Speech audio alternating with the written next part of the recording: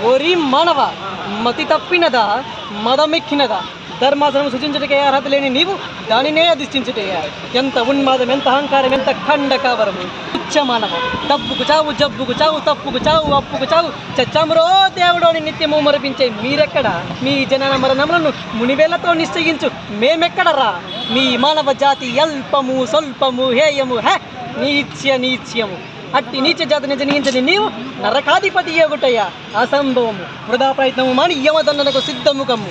తలవంచి మొక్కుటయ్యా దిక్కురా మీ నీచ్య మానవ జాతి. యమా ఏమంటివి మానవ జాతి నీచ్యమా? ఎంత మాట, ఎంత మాట!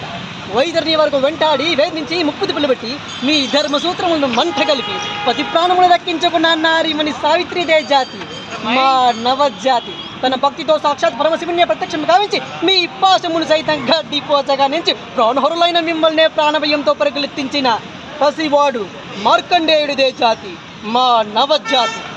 నీచమన్న మా జాతి మూలమున ఏనాడో ప్రతిష్ట మూట కట్టుకున్న మీరు నేడు జాతి అని మమ్మల్ని అవహేళన చేయటయ్యా.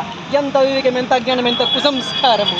నేడు నుంచి దేవుడు అధికుడు, మానవుడు అదుమున నెక్కించవరాన్ని కుక్కటి వేలతో సైతం పగలించి వేసేదా. ముక్కుల్ని పొందే ముక్కోటి దేవతలు, దిక్కుల్ని వెళ్ళి అష్టదిక్పాలకులు, మనుగుడినిచ్చే పంచభూతములు సైతం జయహోన్నరుడా అని హర్షించే విధంగా సింహాసనాన్ని అధిష్ఠించేదా. స్వర్ణమణిమై రత్న ఖచ్చితాంకృతమైన ఈ సభా మందిరమున అకుండి దీక్షా సేవా సమూహ మధ్యమున భూతల పరీక్షణమైన ఈ రౌరవమున సర్వదా శతదా సహస్రద పాప పంకీలమైన కుల మత జాతి కుపమును సమూలముగా శాశ్వతముగా ప్రక్షాళన గావించదా.